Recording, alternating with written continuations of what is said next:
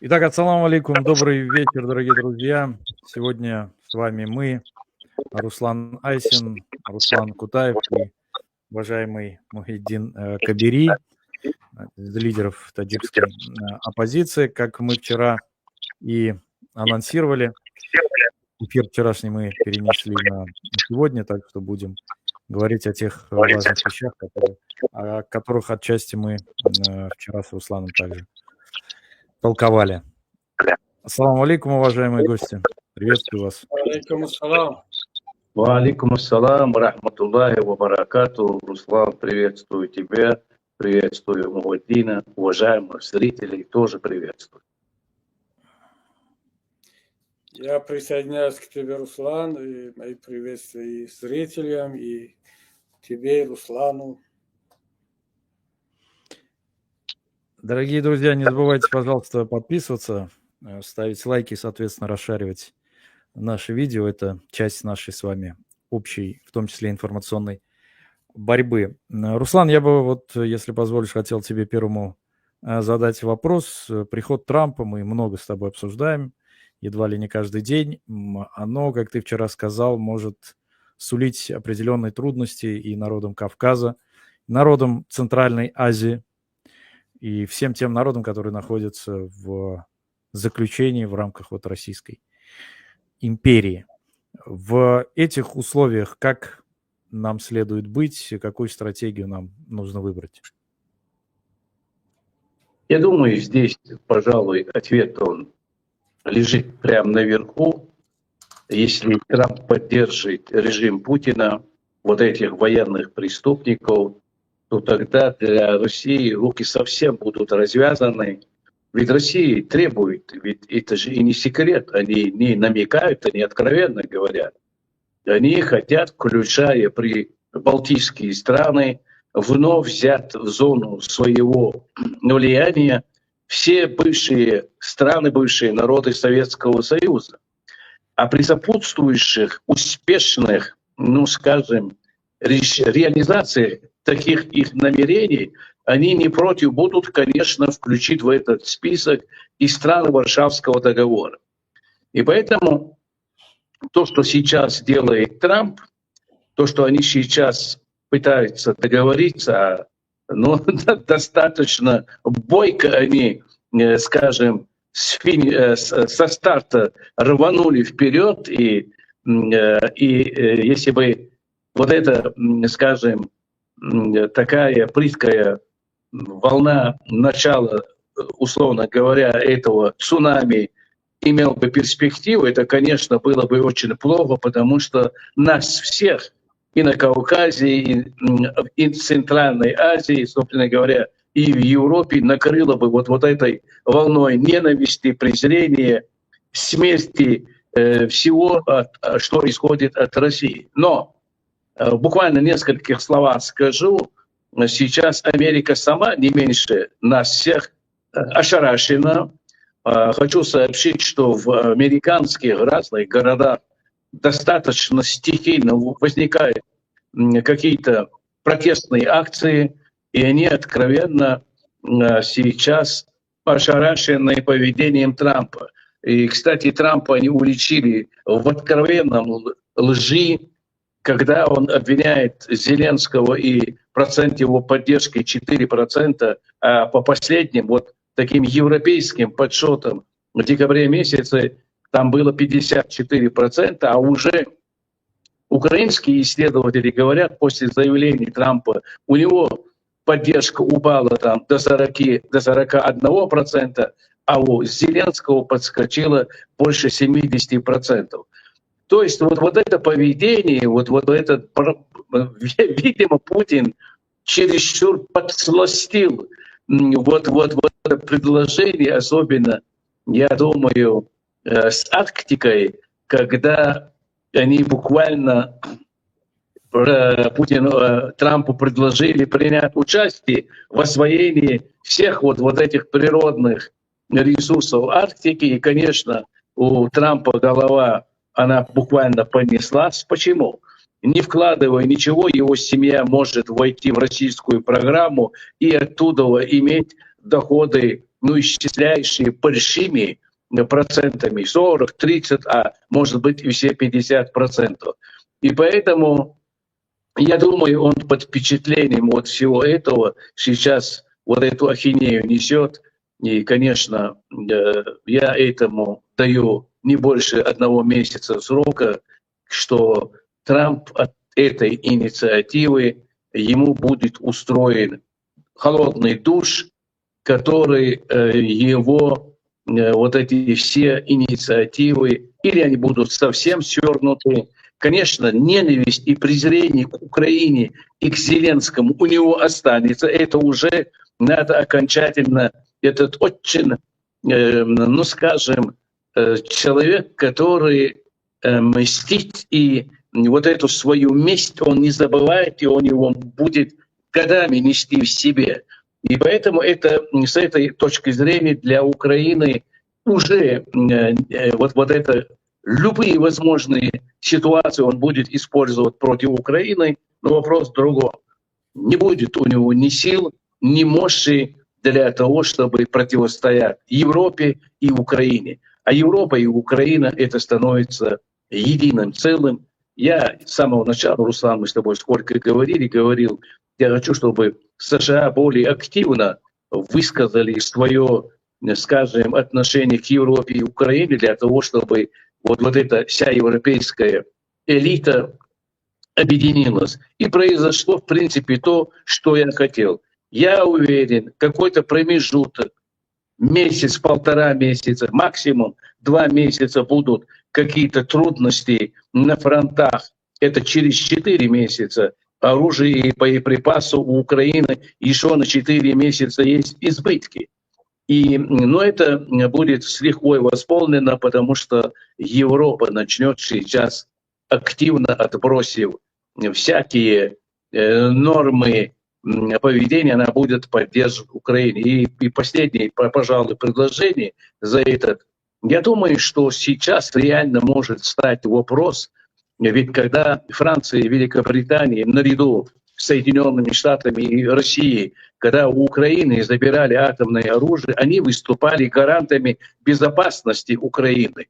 И когда Россия фактически заявила, она это сделала или нет, другой вопрос, но она заявила, что свои атомные боеголовки она переместила в Беларуси и отдала именно в распоряжение президента Лукашенко. В этом случае сейчас двери открыты, Франция и Великобритания могут предоставить атомное оружие для использования против России Украине. И Украина может назвать, скажем, какие-то определенные мишени, куда при сопутствующих, при вынужденных условиях с точки зрения обеспечения безопасности Украины как государства, украинского народа, она может применить их. Я не исключаю, я больше того думаю и склонен полагать, если Европа не сможет собраться и обеспечить в кратчайшие сроки безопасность Украины, в этом случае вот то, о чем я сейчас говорю, я считаю, это достаточно возможное поведение европейских стран, обладателей атомного оружия. Это Франция и Великобритания. Спасибо большое, Руслан, за анализ, за оценку. Мухиддин Аке, скажите, пожалуйста, вы как профессиональный международник, человек с соответствующей научной степенью и на практике много этим занимаетесь. Как вы расцениваете месячное, по сути говоря, правление Трампа? Как оно может вообще отобразиться на всех нас, на судьбах Европы, Евразии, Украины, исламского мира? Бисмиллахи рахмани рахим. Да, я думаю, что за этот месяц Трамп только наговорил, подписал всяких директивов, приказов, что этого хватает для разбора, для анализа на целый год. Все в шоке. Конечно, все знали, европейцы, все вообще, кто следит за мировой политикой, и тем более, что за первые 4 года правления Трампа все мы знали, что он иногда принимает неординарные решения, он он такой своеобразный президент, но не до такой степени. Вот сейчас мы видим абсолютно другого Трампа, который даже сильно отличается от Трампа, который правил до Байдена 4 года. И все в шоке, не только европейцы, я думаю, что часть американского общества тоже в шоке.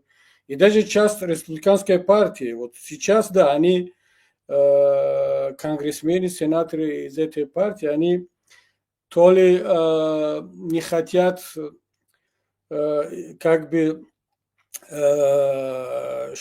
нарушать партийную дисциплину, то ли думают, что скоро он сам придет в чувство. Они говорят, что надо дать ему пока возможность, пространство для того, чтобы он реализовал свои планы по остановке конфликтов и на Ближнем Востоке, и в Украине и так далее.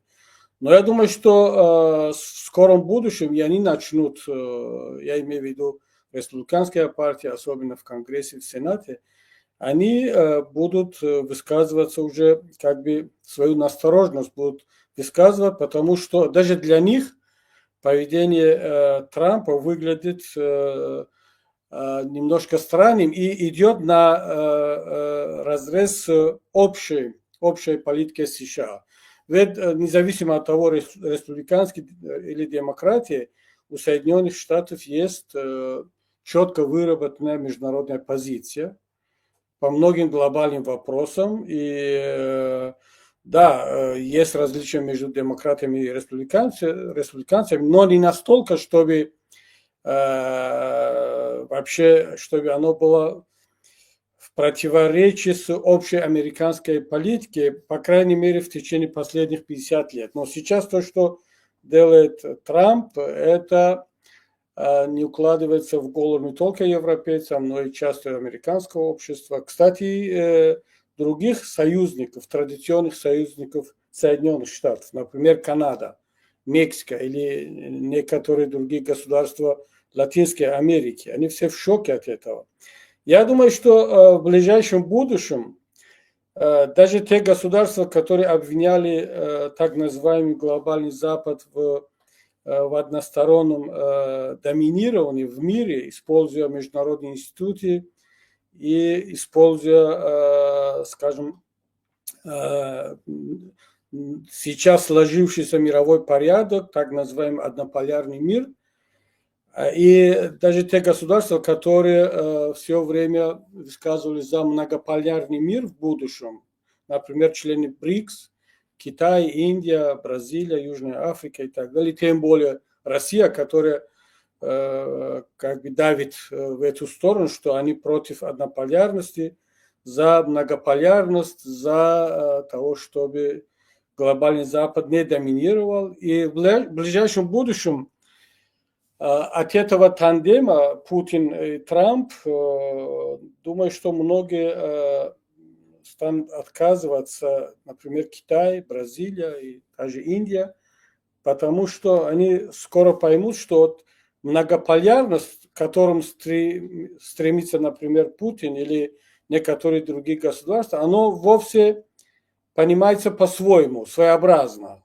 То есть многополярность для них это Соединенные Штаты пусть занимаются, то есть Трамп сейчас пусть на своей территории, а территория Трампа это американский контингент, это Европа, а в другой части мира будем заниматься мы.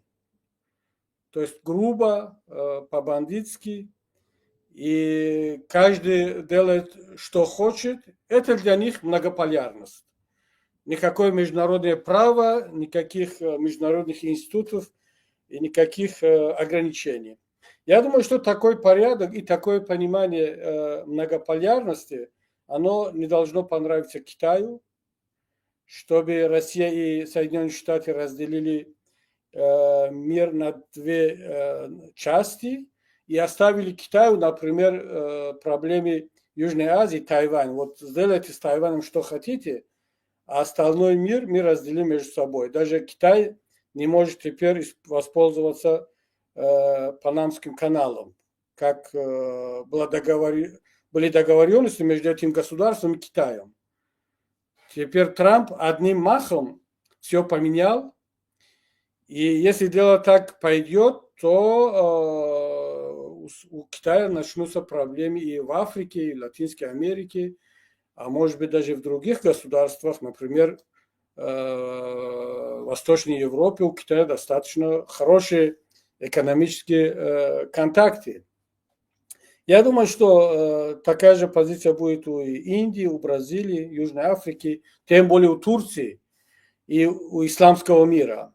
Так что давайте подождем немножко еще. Я думаю, что в ближайшем будущем даже сами американцы, те, которые сейчас или поддерживают Трампа, или молча как бы кивают по поводу всех его действий, они скоро начнут привести его в чувство. И я не думаю, что оставшиеся 4 года вообще американская администрация под руководством Трампа будет вести себя так, как ведет себя. Если это так, если я ошибаюсь, то это будет действительно катастрофа не только для Украины, не только для Европы, вообще для мирового порядка, для всех нас. Спасибо большое, Мухиддин Аке. Вы изложили так очень серьезную палитру того, к чему все это может привести. Сейчас я посмотрел там статистику Соединенных Штатов. 900 баз военных по всему миру. И вот перед главой Пентагона поставлена задача сократить бюджет на 40%. Это порядка там 350 или 370 миллиардов долларов. Огромная сумма. Но по сути это будет означать, что Штаты будут уходить с каких-то регионов. И, как вы верно отметили, они, видимо, хотят поделить ответственность с той же Россией. Например, Россия там контролирует часть Евразии. Да, значит, Трамп там своими делами занимается. Ну, я вот сегодня прочитал одного американского консерватора, ну, трамписта, естественно. Он говорит, ну что, мы создали 900 баз. А что это помогло нам остановить как раз продвижение китайцев в Панамский канал. То есть это остановило китайцев. Это остановило китайцев, значит, там в их продвижении в Европу. Типа, ну, кому они нужны, дескать, эти базы? Надо действовать чуть-чуть по-другому. И получается, что Путин на коне. Вот, Руслан, как ты считаешь, может ли сейчас Путин сильно воодушевиться, окрылиться? Потому что вот вчера мы с тобой говорили, по всем пунктам, как ты сказал, даже больше, Трамп еще больше ему накинул. Еще бери, что ты мало просишь у меня, дескать, да? Может ли это означать, что сейчас Путин будет вести себя более нагло, как ты сказал, нацелиться на страны Балтии, грозить там Казахстану, Узбекистану, ну там про Таджикистан мы поговорим.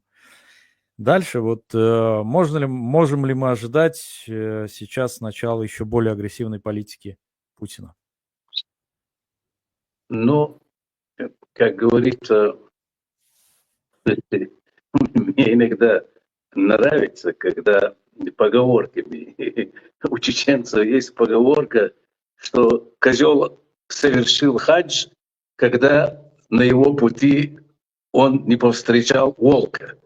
И поэтому благодело для Трампа и Путина все эти делишки их прошли бы, но надо помнить, что в мире есть еще Китай и без сомнения в ближайшую перспективу объединенная Европа. Я хотел бы мысль Мухаддина чуть побольше раскрыть того, что Китаю не понравится, что Россия. Китай не захочет, чтобы не только Россия, чтобы она вообще появилась как игрок, который может влиять на расклад в мировом геополитическом раскладе, чтобы она участвовала как игрок.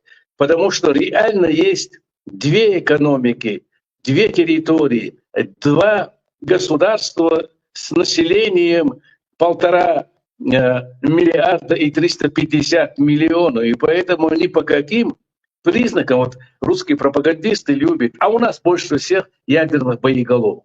Ну, они проржавели там давно, может быть, там и 3 боеголовки-то и взорвутся у себя там на месте в шахте. И поэтому здесь все настолько условно, что хотеть-то можно. Ты знаешь, я скажу, мои друзья, вам другое. Вот мне кажется, если Россия мыслит категориями такими прагматичными, вот то, что Трамп сейчас нагнетает ситуацию, в России это не должно нравиться. Это их озабочит. Они бы хотели бы так потихоньку, вот это все было бы решено в пользу Украины, а Трамп, он достаточно нахраписто, он сейчас ведет себя вызывающе, и вот он не выдержит. Он не выдержит вот такое поведение с Европой. Опосредованно Китай, он участвует, ведь Китай однозначно заявил свою позицию. Китай сказал, в переговорах за Украину должна участвовать не только Украина, но и должна участвовать Европа, потому что Европа является составной частью обеспечения обороны Украины. Больше того, выясняется-то, что Соединенные Штаты Америки, цифра-то озвучена, всего лишь 75 миллиардов денег выделили, из них половина осталась в Соединенных Штатах. Точно так же, как 4% придумал Трамп, он придумал и 350 миллиардов. Это его вымышленные, придуманные им цифры. Он просто подумал с этими цифрами обрушиться на Украину, оглушить Зеленского и заполучить редкоземельные минералы для того, чтобы там его зять или сын, там кто-то вот в этом американском проекте мог бы командовать и управлять. И поэтому я не думаю, что вот это при всем великом желании они не смогут реализовать этот проект, потому что это невозможно. Мир, он такой достаточно сложный.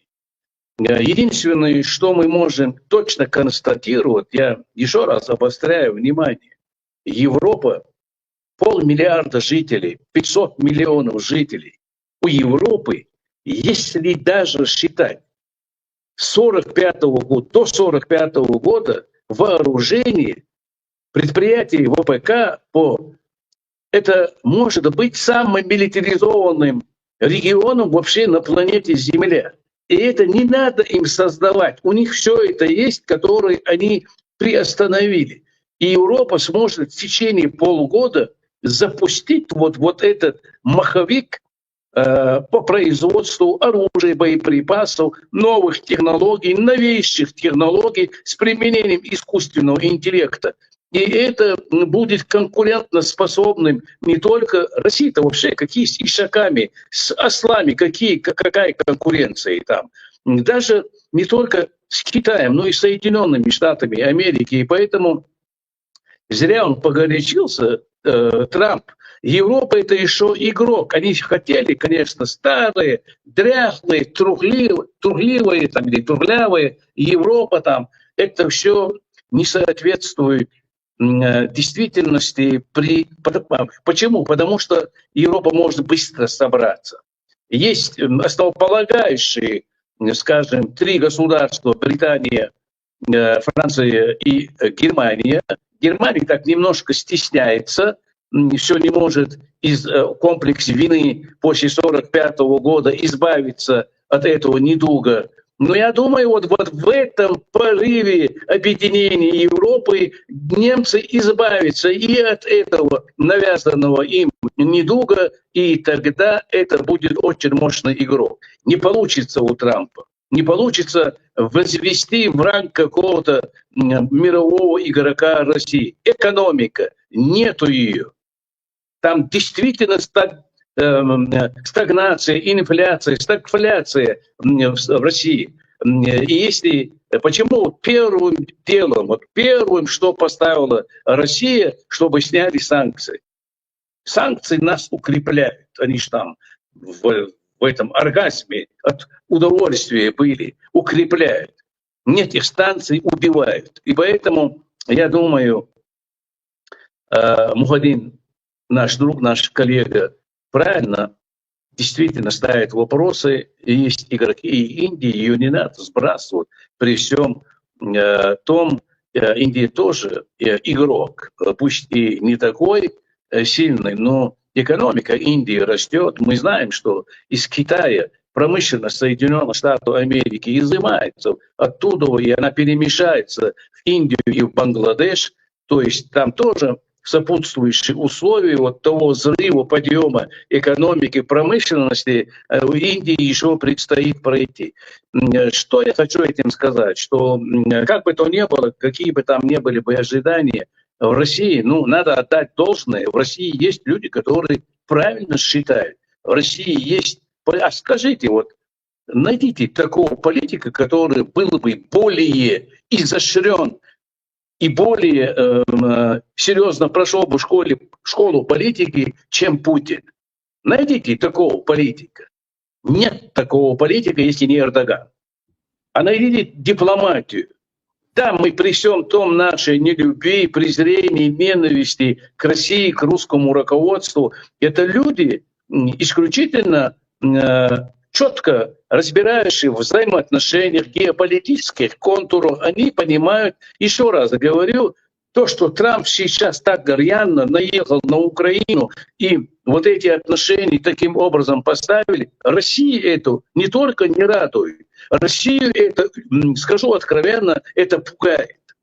Потому что последовательная тихая линия поведения Трампа, возможно, могла бы привести к каким-то послаблениям и какому-то, ну, скажем, какой-то поддержке России. Сейчас нет, все обрушится.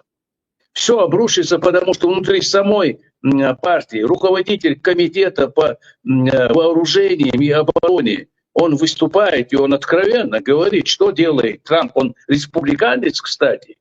Он говорит, что он делает. Он военного преступника, человек, который должен сидеть пожизненно или должен быть казнен, он и с этим человеком пошел на сделку. Это первые такие эмоциональные, а в последующем и общество американское.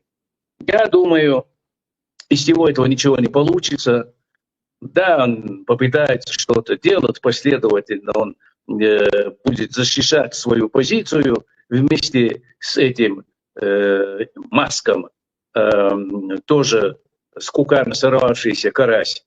И вот, ну, не получится у них, не получится, потому что прежде всего американская система управления, государственная, институциональная система, она очень сильная.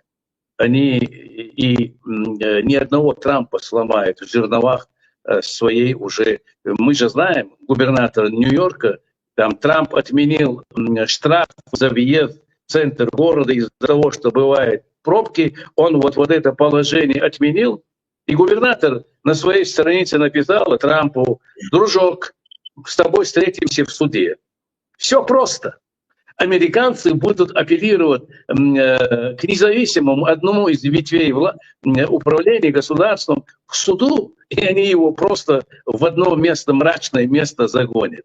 И он еще откровенно говоря, и ничего и сказать-то не успеет. Он думает, да, он там где-то написал, я король или я царь, там что-то такое. Поэтому, я думаю, будет интересно нам, мы будем ждать хороших новостей. Мы — это Кавказ, это Центральная Азия, это Украина, это бывшие государства и народы Советского Союза, потому что вот такой расклад, который хочет Путин и Трамп, он не сулит нам ничего хорошего. Но у нас обоснованное предположение, что это не случится. Да, я не говорю, что попытка не будет продолжена, я говорю, из этого ничего не получится, потому что реально расклад в мире, он не такой. Это у них не пройдет. Спасибо большое, Руслан. По Динаке я бы хотел спросить у вас относительно того, как это может сказаться на политики, ну, Соединенных Штатов, наверное, трудно сказать, все-таки России в отношении Таджикистана. Как Рахмон будет получать от этого профит, или же, напротив, это может каким-то образом нарушить его спокойствие с учетом того, что все-таки есть напряжение в отношении Ирана. То есть если, например, все-таки Трамп даст отмашку на определенную операцию в отношении Ирана со стороны Израиля, то ведь это может каким-то образом эхом, по крайней мере, да, отразиться и на Таджикистане. Я не думаю, что это как-то отразится на Таджикистане. Я имею в виду, если вдруг будет конфликт, более серьезный конфликт между США и Ираном или Израиль с Ираном. Потому что Таджикистан, во-первых, не граничит с Ираном, во-вторых, Рахмон построил хорошую такой, сохраняет довольно хорошую дистанцию от Ирана. Да, есть визиты, есть сейчас, тем более, что отношения, они укрепляются, они улучшаются. Пезешкиан недавно посетил Таджикистан, и, по-моему, вот именно в эти дни. Думаю, что сегодня наш премьер-министр еще в Тегеране, он вчера туда поехал. То есть связи укрепляются, но они, Таджикистан, настолько зависит от Ирана, не экономически, не политически, что любой конфликт с участием Ирана, оно повлияло бы на ситуацию внутри Таджикистана.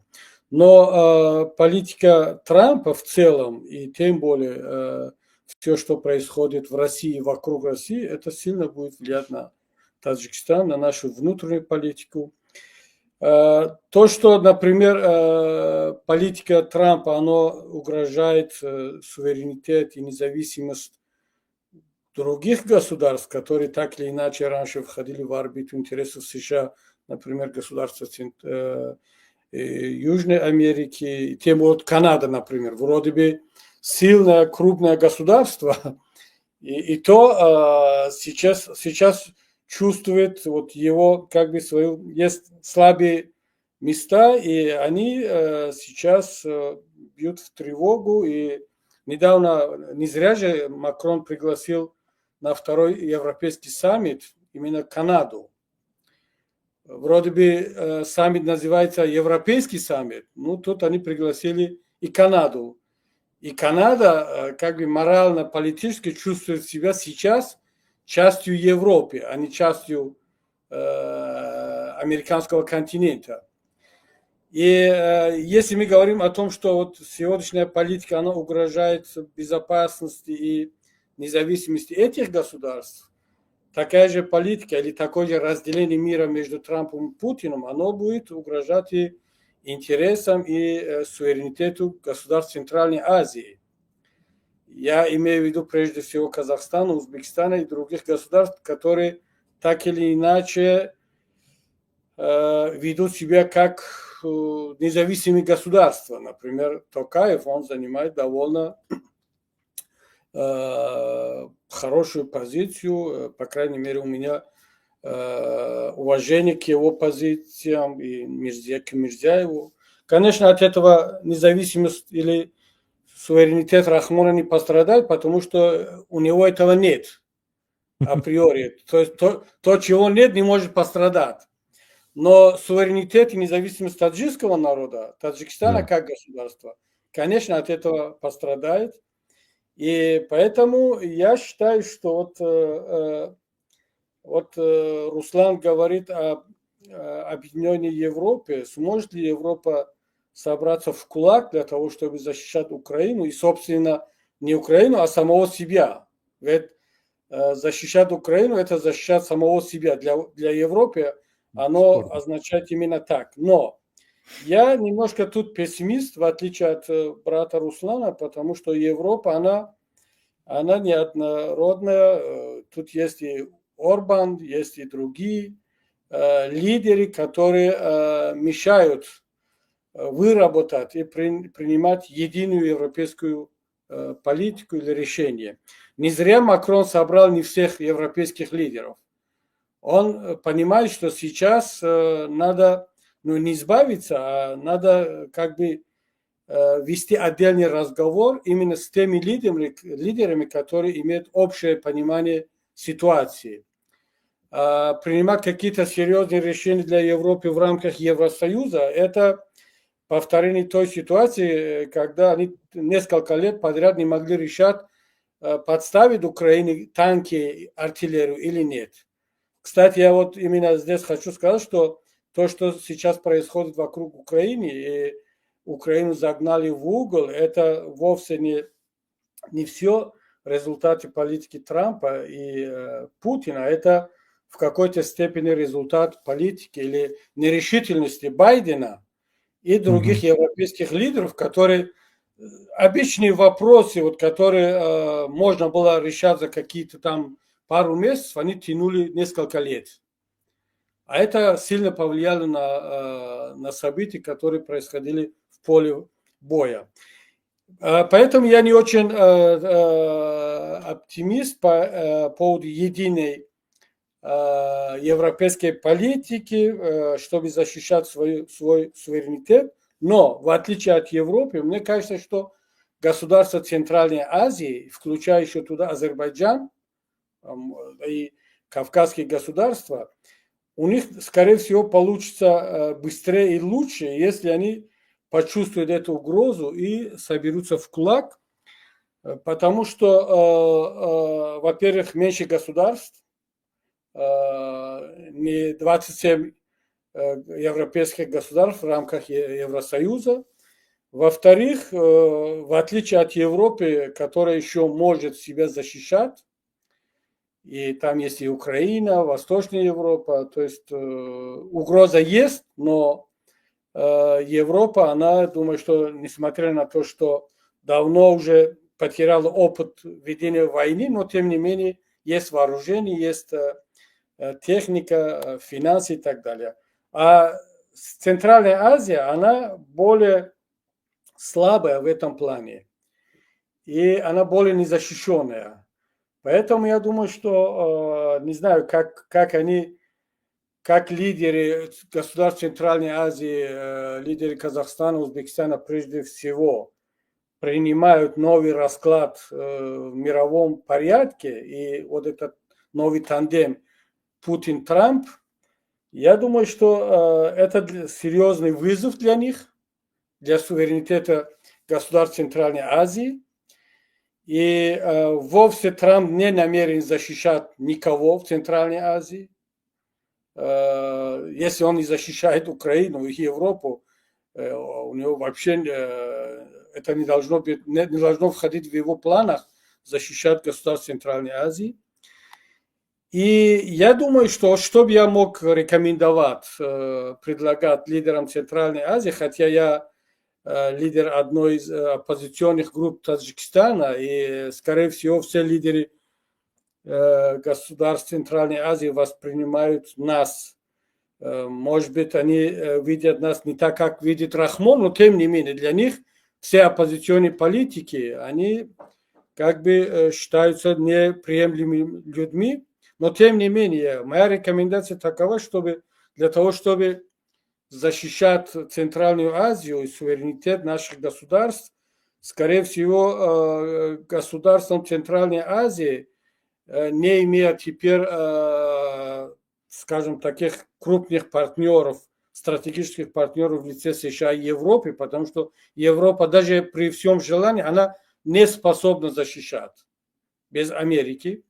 И вряд ли Турция сейчас готова предоставить такую помощь, тем более Иран, который сейчас занят своими проблемами. Лидерам государств Центральной Азии, скорее всего, надо будет договариваться со собственными народами. Вернуться лицом, обратиться лицом к собственным народам. Прежде всего, это Токаев, господин Токаев, как опытный дипломат, этим уже занимается у себя в Казахстане, и Мирзияев тоже в какой-то степени. Я не могу это говорить Рахмону, потому что Рахмон уже давно отошел от понимания реальности, он не способен теперь договариваться с собственным народом. Но другие лидеры государств Центральной Азии могут подтолкнуть его привести в чувство, в реальность. И другого выхода просто я не вижу. Потому что в Центральной Азии есть очень много факторов, которые могут привести к конфликту, и этой ситуацией могут воспользоваться те силы, которые, например, под разными лозунгами, те лозунги, которые они использовали против Украины для того, чтобы обосновать агрессию против Украины, они могут использовать эти же лозунги, эти же факторы против любого другого государства Центральной Азии. Для того, чтобы этого не случилось, я думаю, что лидерам государств Центральной Азии как раз сейчас надо думать о единстве внутри общества, а это всегда приходит через диалог, через конструктивный диалог, через способность договариваться с собственными народами и найти общий язык. Иначе, я думаю, что эта угроза, она есть. Она намного больше, сильнее, чем по отношению к европейским государствам. Мухиддин Акеев, позвольте один вопрос. Угу. Если сейчас действительно противостояние между США с Россией против Китая, а мы вчера вот с Русланом тоже обсуждали, российские там полуофициальные говоруны уже накидываются на Китай. Дескать, кто такой Китай, пусть нам не указывает, мы тут сами с усами. Но мы знаем сильное влияние Китая и России в Таджикистане. Могут ли там их интересы столкнуться, и, условно говоря, Китай будет принуждать Рахмона занять какую-то антироссийскую позицию, в то время как Москва будет настаивать, чтобы они, в смысле, эти преступные элементы во власти Таджикистана заняли антикитайскую позицию. Может ли вот Таджикистан оказаться между двух огней? Во-первых, Руслан, я не очень согласен, что вот нынешняя мировая ситуация приведет к какому-то разногласию, серьезной разногласию между Россией и Китаем. Потому что Россия и Китай, несмотря вот на последние разногласия по поводу, или последние заявления Китая, они нуждаются друг в друга, потому что Трамп одновременно объявили экономическую войну Китаю. То есть для того, чтобы противостоять Трампу, Китаю нужны крупные союзники. Это все государства БРИКС, это все государства ШОС и так далее. Поэтому такого сильного разлада и разногласий между Китаем и Россией в ближайшем будущем я просто не вижу. И да, Китай позволяет себе сделать такие заявления. Это крупная экономическая и мировая политическая держава. И мы уже все сказали, что Китаю не нравится. Вот даже Руслан сказал, что он не позволит. Я сказал, что не нравится, он сказал, что не позволит, чтобы вообще Россия стала независимым крупным международным игроком. Но хотим того или нет, знаете, есть вещи, которые нам, может, не нравятся, но мы должны принимать вещи так, как они есть, должны исходить из реальной ситуации. Россия, независимо от того, от последних событий, независимо от того, что действительно Трамп бросили ему спасательный круг, это так, но все-таки Россия это государство, которое смогла все-таки выдержать эти санкции, есть ресурсы, поэтому нельзя вот так как бы очень простыми какими-то вот сказать, что нет, этого не будет. Нет, Россия и Китай в ближайшие пару лет они будут еще совместно противостоять так называемому глобальному Западу, несмотря на то, что сейчас как таковой нет единого глобального Запада. То, что не удалось Китаю и России долгое время, Путин, я извиняюсь, Трамп за 1 месяц решил вопрос глобального Запада. То есть нет теперь такого единого фронта, как глобальный Запад. Но тем не менее, есть Запад без Трампа. Вот давайте оставим в сторону Трампа и его команду. Есть другой Запад, который еще как бы доминирует и политически, и экономически, включая и Канаду, и Великобританию, Европу и так далее. И те государства азиатские, которые так или иначе входят в введении как бы в понятие глобального Запада. Например, когда мы говорим о глобальном Западе, туда включают иногда некоторые эксперты Японию и Южную Корею. То есть это уже ментально часть глобального Запада. И причем я тоже считаю, что это так и есть. Поэтому думаю, что что касается Таджикистана, я думаю, что Таджикистан не такой крупный игрок, который мог бы стать разменной монетой между Китаем и Россией. Из-за Таджикистана Россия не будет конфликтовать с Китаем. Если бы Россия конфликтовала бы из-за Таджикистана с Китаем, они давно бы этого сделали. Россия понимает, что экономически они потеряли Таджикистан. Экономически Таджикистан принадлежит, уже является протекторатом, экономическим протекторатом Китая. Но Китай даже политически России, имеет... да? Не понял. Я перебил, извиняюсь. Но политически все равно больше подчинена Да, России. политически в военном плане это протекторат России, а экономически это уже как бы зона интересов Китая. Хотя уже я думаю, что Таджикистан это первая страна, где Китай так или иначе имеет ограниченный контингент, военную базу там.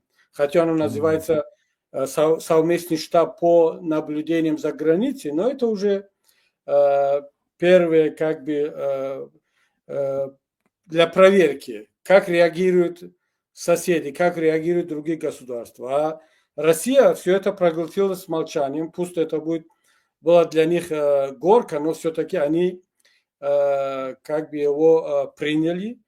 Так что я не думаю, что если Китай поведет себя в Таджикистане более активно и в экономическом, и в военном плане, и в политическом плане, Россия это будет проглатывать, потому что Китай нужен России для более глобальных вопросов, а не для решения каких-то региональных мелких вопросов. Сейчас представьте себе, что Китай построил в Таджикистане все государственные символические здания. Здание парламента, здание правительства.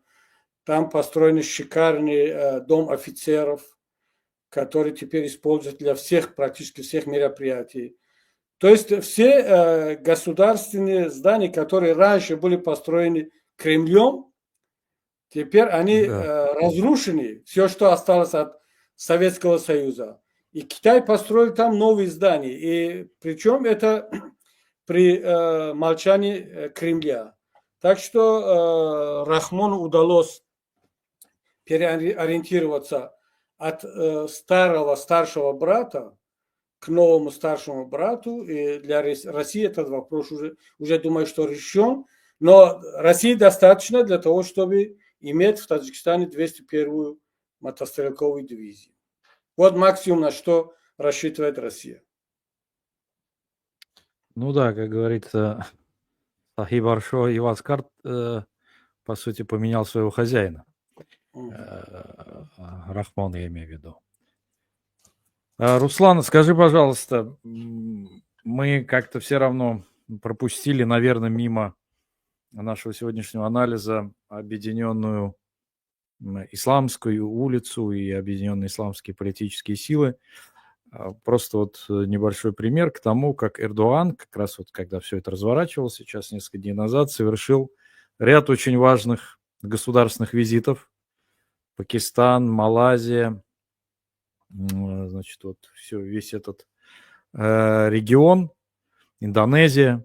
То есть это вот где основная часть исламского мира, большую часть проживает, как мы понимаем, да, если Индонезия крупнейшая исламская страна, там под 300 миллионов, соответственно, Пакистан, там 280 где-то миллионов, ну и так далее. Плюс ко всему ядерная держава. А можем ли мы сказать, что сейчас и исламский мир пытается в этих сложных обстоятельствах, в условиях такого развала международной системы отношений, международной вот, архитектуры, попытаться выстроиться и тоже заявиться и, может быть, потеснить там крупных игроков, Россию, Китай, Индию тоже, например, и попытаться выстроить отношения с той же Европой, например, которая сейчас нуждается, я так понимаю, как сказал правильно Мухиддин Ако, ну, она отвыкла воевать. У нее нет людей, которые готовы.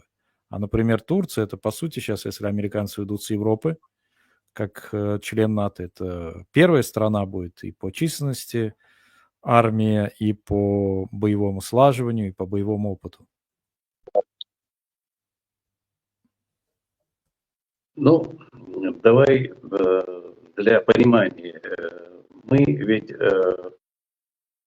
когда говорили Китай и Россия, здесь же я не имел в виду их отношения, как считаются они хорошие отношения. Мы же вели разговор, что Россия, если переметнется в сторону Америки, она, в принципе, и делает, и Китай это всегда и ожидал. И поэтому вот эта конструкция, о которой я говорил, это в том случае, если Россия и Трамп попытаются. А попытается ли? Да.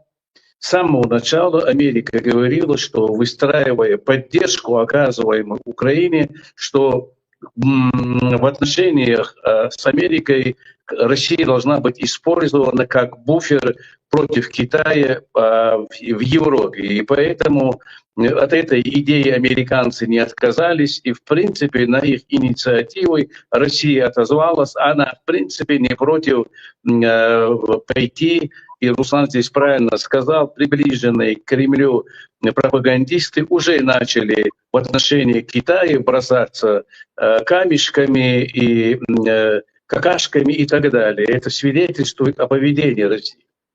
И когда я говорил за Европу, я не говорил за Совет Европы, я говорил за игроков, которые принимают решения, а этих игроков всего лишь там главных 5 игроков, это Британия, Франция, Германия, Польша, она стала игроком, и Италия. Здесь остальные, типа Венгрии и так далее, они просто там в силу геополитического расположения являются, они сейчас вот в этих условиях, ни при каких условиях к принятию решений объединений военного объединения Европы и не будут приближены.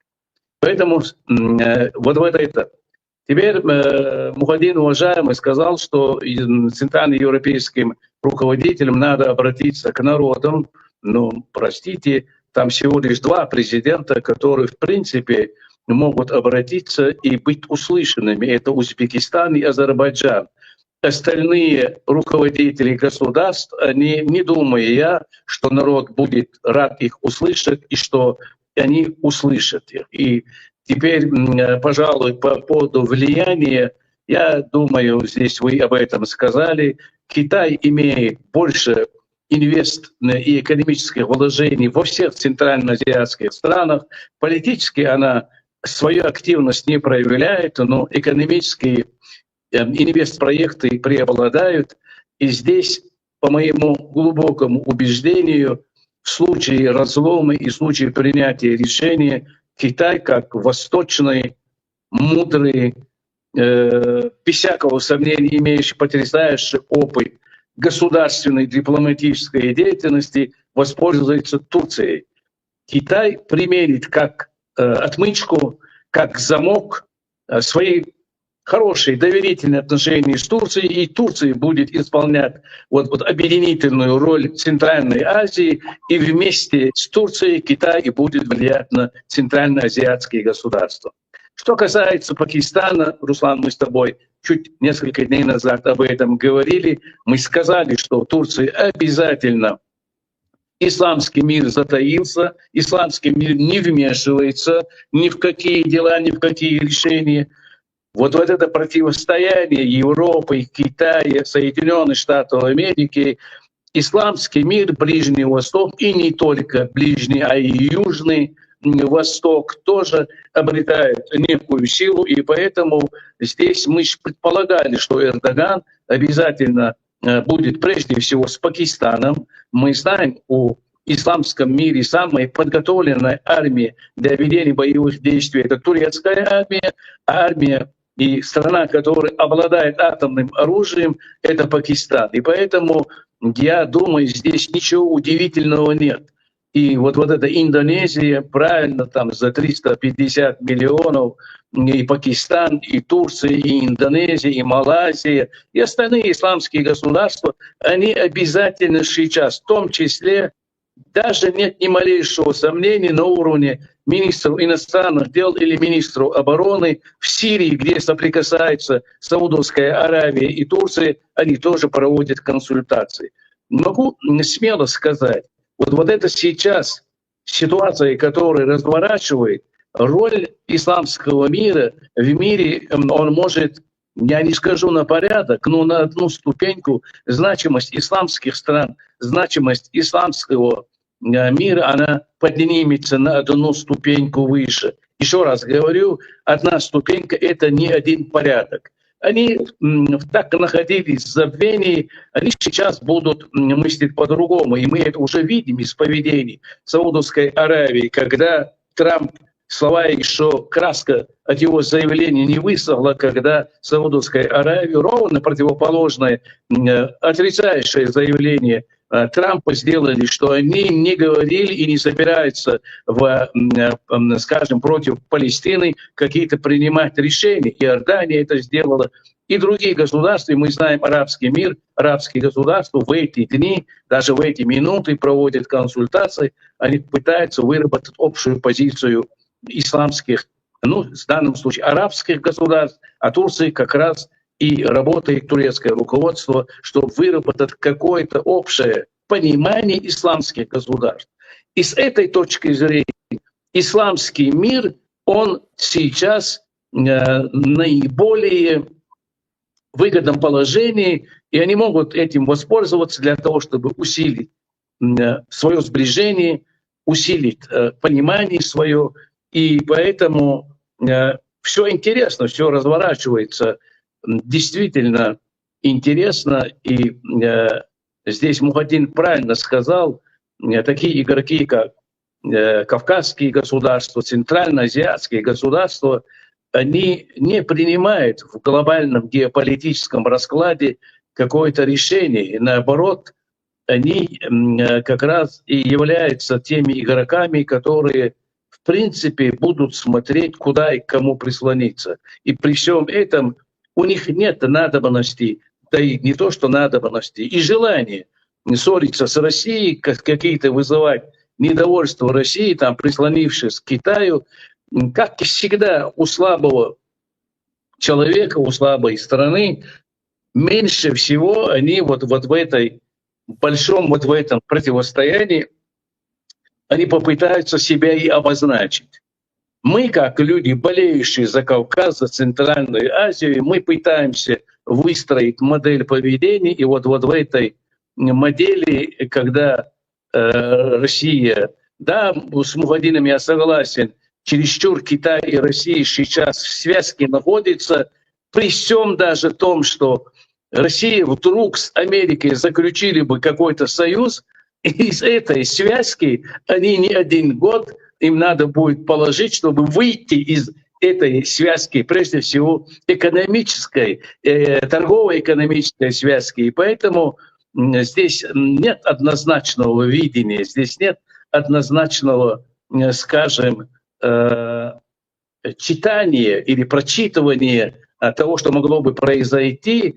И да, Мухаддин, я отчасти оптимист, и я какие-то решения все-таки строю на том, что внутренне меня самого подталкивает, может, я оптимист по жизни, и поэтому, я предыдущие где-то месяц назад высказывание Мелони, премьер-министра Италии, когда она говорила, что Рим должен стать центром Европы, когда она предполагала исключительно военным центром. Вот это все по совокупности, когда по крупицам начинаешь собирать оттуда, отсюда, скажем, Британии, которая сделала вот последнее заявление, что Британия может и будет оказывать, выделение каких-то людей для... Очень многие путают вот эти возможные, скажем, участие британских, европейских стран вот в этом разломе как миротворческие силы. Нет. миротворческие, это не миротворческие силы, это силы, которые должны обеспечить безопасность Украине. То есть в случае чего они должны будут вступить в войну с Россией, обеспечивая безопасность Украины. Это очень важно. И мне нравится, наконец, сегодня какие-то первые разговоры пошли, ведь здесь не надо даже физического присутствия европейских стран. Достаточно усилить небо Украины. Украине надо дать мощнейшую авиацию и системы ПРО и ПВО для того, чтобы российская авиация не могла какие-то действия предпринимать. И в случае вторжения России, нарушения договоренности, она обязательно нарушит их, нанести удар оттуда, сверху авиации. Это хорошие сегодня были сигналы, и это меня тоже радовало. И поэтому будем смотреть. Я думаю, предложения разные будут поступать, их будут думать, смотреть, рассматривать. Но в итоге я уверен, что Украина, если даже у Украины на каком-то этапе наступит какой-то период послабления позиции на, скажем, прифронтовой, на фронте, в линии соприкосновения, в любом случае Украина, она не сдаст позиции. И прежде всего, я думаю, мы можем поздравить украинский народ с таким действительно заточенным на победу президентом Зеленским. Вот последние дни он мне нравится. Трамп думал, что он его раздавит своим авторитетом. Ничего не получилось. Не подписал вот в этот кабальный договор министра финансов США, когда все вот эти природные ресурсы он хотел прибрать к рукам, и вот этот наглый его лживые нападки на Зеленского, не имеющие ничего общего с действительностью, их тоже Украина и украинский народ воспринимает должным образом. И поэтому, да, еще раз хочу сказать, заканчивая, скажем, свой вот этот ответ, я оптимист, я смотрю на это с большим оптимизмом. Я верю, что исламский мир будет крепче, объединеннее и выше. Я верю, Украина выстоит, и я верю, стержень Европы, вот эти 5 европейских государств дадут нужный, скажем, импульс Украине. Они уже обозначили в форме 700 миллиардов евро, которые поддержат победу Украины. В этом я не сомневаюсь. Спасибо, Руслан. В отличие от Эмомали Рахмона, который продал часть своей территории Китаю, Зеленский отказался даже, вот эти вот редкоземельные металлы. Там специалисты говорят, что там на 500 миллиардов-то их нет. Он бы мог, конечно, пойти, обмануть, сказать, да, там копай, как говорится. Пилите, Шура, пилите. Да, но он даже на это не пошел, и в этом смысле, конечно, достоин уважения. Мы с уважаемым Мухиддином Аковым много говорили, как он сказал, наверное, единственный президент, который продал часть своей территории просто так. Ну, не просто так, понятное дело. Как бы там ни было. Спасибо вам большое, дорогие братья, коллеги, за интересную беседу с такими аксакалами. Всегда очень приятно, и, как говорится, всегда получаешь хорошие знания, импульсы. И я надеюсь, до скорой встречи, иншаллах, и так или иначе победа будет за нами, за силами справедливости и добра. Спасибо вам, салам алейкум. Ну, ты Мухаддин, аксакала не записывай, Мухаддин-то молодой. Просто я аксакал без бороды. Он без бороды, но волосы белые. Бияс, все равно. Всем благ, всего хорошего, мои зрители. Будем надеяться на хорошее. Иншаллах, все будет хорошо. Ассаламу алейкум ва рахматуллахи ва баракату.